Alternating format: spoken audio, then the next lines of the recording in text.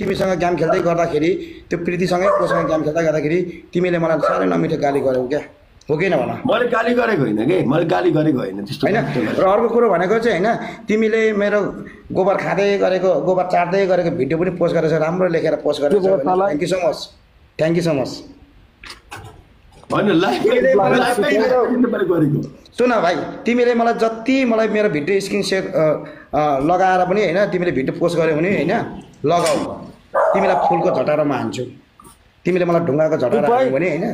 अर्को कुरा सुन अर्को कुरा सुन तिमीलाई मैले एयरपोर्टमा गाडी लिएर जानु मलाई एकदम भुल भयो होला हैन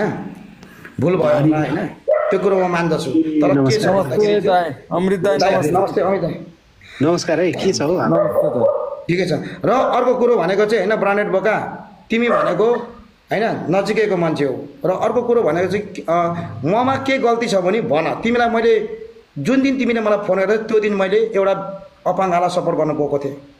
तिमीले वेटिङ गर भन्दा तिमी आफै बम्केर भागेको मान्छे हो है मैले दुखी पीडितलाई सपोर्ट गर्न नपाउनु तिमीले बोलाएको ठाउँमा मैले एयरपोर्टमा आउनु पर्ने गाडी लिएर मेरो गाडी कहाँ छ ल भन र तिमीले अहिलेसम्म एउटा फुल हानेको छ भने भन लाइ म निस्किन्छु अमित दाइ बस्नु न अमित ब्रदर बस्नु न अनि तिमीले अर्को कुरो तिमीले मलाई फलो ब्याक माग्यौ हैन मैले तिमीलाई फलो ब्याक माग्यो होला हैन दुईजनामा दाजुभाइ हो हैन तर के छ भन्दाखेरि चाहिँ अनफलो गर्नुको अर्थ चाहिँ के हो तिमीलाई मैले गिफ्टिङै गर्नुपर्ने कि तिमीलाई मैले एउटाले अर्कोलाई फलो गरौँ एउटाले के रे दुवैजना साथी भनौँ न सकिहाल्यो कुरो ल एकअर्कालाई साथी भन्नु न भइहाल्यो नि दाजुभाइ के बेकारमा टिस्टस गरेर बस्नु ल फलो गर्नुहोस् कुरो त्यसो हो है सबैजना हैन हाम्रो अमित ब्रदरको हैन सबैजना हैन तीनटा आइडी गइसकेको छ यो आइडीमा 500 जना हुनुहुन्छ गाइस सबैजनाले फलो गर्दै जानु सबैजना ल फलो गरे एकअर्कालाई फलो गरौँ भइहाल्यो नि अमित दाइलाई मैले अमित दाइलाई सबैजना भइहाल्यो त साथी सबैजना फलो गर्नलाई मैले पनि फलो गरेको छु अमित ब्रदरलाई सबैजना फलो गर्नलाई उहाँको तीनटा आइडी गइसक्नु भएको छ मैले नम्बर दिएको आइडी पनि स्याक भएछ त तपाईको त फेरि त्यो नि गयो नि तपाईलाई मैले नम्बर छोडेको थिएँ एकजना यो मेरो यो ठुलो आइडी मेरो दुईचोटि पर्मानेन्टली ब्यान भएको तपाईले यस्तो भिडियो पोस्ट गरेको थिएँ मैले त्यो ठुलो आइडीमा है हजुर ब्यान भएको थियो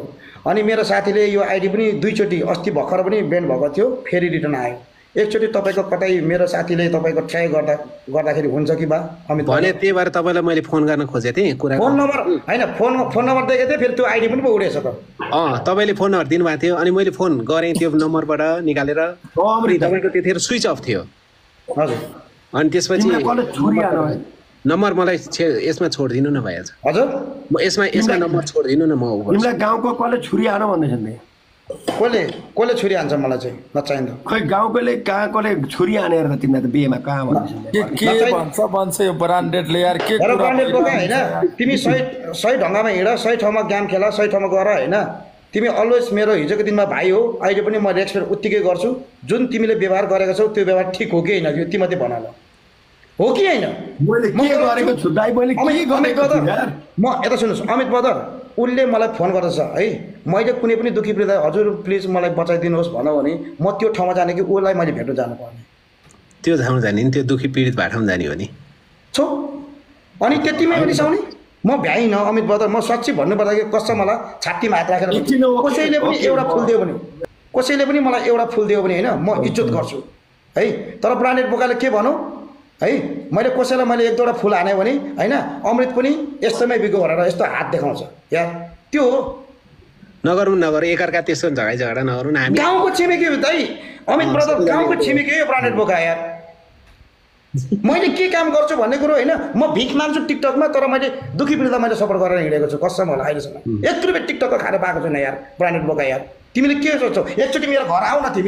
तिमीलाई म इज्जत गर्छु यार ल ब्रान्डेड बोकालाई नि बोल्न देऊ न अमृत बोल्न दे दाजु भाइ अमृत दाइ हजुर ब्रान्डेड बोकालाई नि बोल्न दिनु न त या तपाईले मलाई फोन गर्दा के तपाईले मलाई भन्दा बेस कुरा चाहिँ एकअर्कामा बेकारमा यहाँ झगडा गरेर झगडा गरेर एकअर्काको कुरा निकालेर बस्नु भन्दा एकअर्का साथी भनौँ प्राइभेटमा गफ गर्नु त्यो सबभन्दा बेस्ट हो